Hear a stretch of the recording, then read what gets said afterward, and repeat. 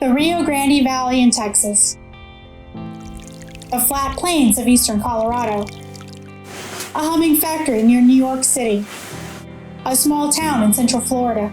All across America, the sugar industry is building strong, diverse, and sustainable communities, providing good jobs that have helped generations of Hispanic American families prosper.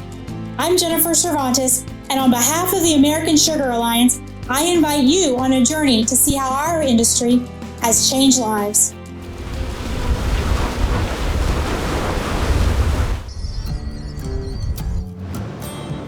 Let's start in Santa Rosa, Texas, where Ophelia Gonzalez has proudly worked for the Rio Grande Valley Sugar Growers Mill for 45 years.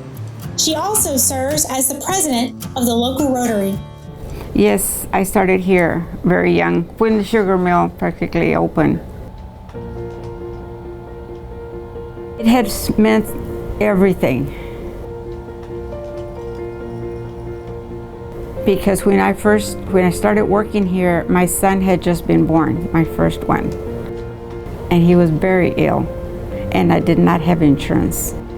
So my in-laws were helping me out while I started to work. And as soon as I got here, they told me, your whole family is covered under this health insurance. And my son got to go to the hospital in about 3 days.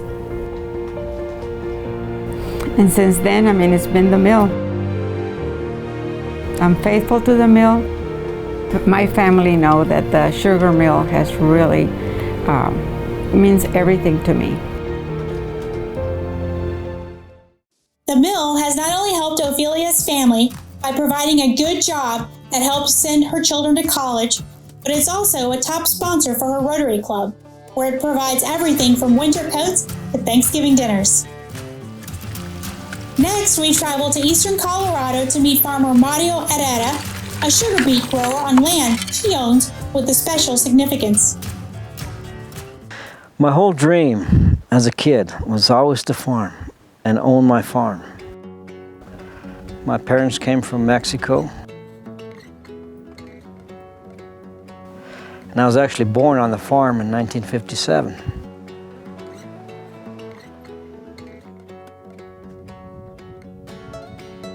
Dad worked for John Elson for 30 years. I was the only one that was really interested in farming, just had that in my blood. That's what I wanted to do. So when Dad retired in 1982, I came on the farm scene and worked for John. And then in 1990, this farm that he was leasing here, I was able to purchase. And that was a great opportunity for me and my family. I had 3 children. And that's how we got into it. So this is really, truly America. And if it wasn't for our perseverance and commitments, I think we'd be a totally different world in America. Up north in Yonkers, New York, not far from the city, Walter Ucalle works as a packing engineer for Domino Sugar. Born in Peru, Walter aspired to work with machinery. He moved to the U.S. to go to college and began his journey. I always wanted to do work with equipment, with machinery. There was not a lot of opportunities in Peru. So the job that I'm doing right now as a engineer / manager is really helpful for me. It's giving me an insight to not only understand things from kind of like operations perspective, but also more on the manager level, looking at budgets, looking at the bigger picture, looking at 5-year plans, looking at 10-year plans.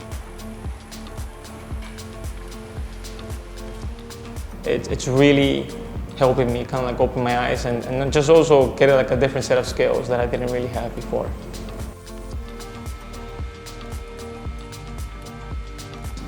A lot of the employees that we have are within this area. So I think it really builds up the community, it really helps the business thrive, but also the community itself thrive. the people here are they're very proud people. They're really proud, people of the community. They're really excited that they can be here. The families are close. We have a lot of relatives that work here. We have fathers and sons. We have cousins. We have brothers. So I think it means a lot that somebody, deems this job so highly that they're willing to bring a family member here, and people stay here, they retire here, they stay here 30 years, 40 years, 50 years. So I think it means a lot for the community and for the company itself too. Yeah, it's a really nice partnership between the company and the community here. Down in Belgrade, Florida, Frankie Montalvo's father fled Cuba after Fidel Castro took power and came to the U.S. to start a new way of life. Today, the family's Glades formulating company is thriving and supports our sugarcane growers. This is actually a picture of my dad here. They had a small business in Alabama for a while too. My grandfather started this business in the 1960s, in 1965. He left Cuba after Castro took power in the early 1960s, and he came here, and he was actually a lawyer by trade in Cuba, and he was actually a lawyer for an ice cream factory, funny enough.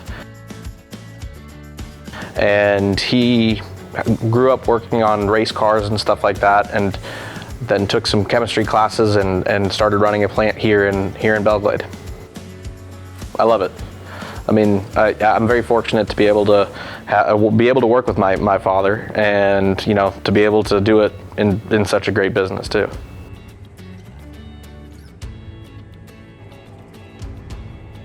It's you take a lot of pride in what you do. You can put together your own product, go out there and know that you're helping a grower grow their crop.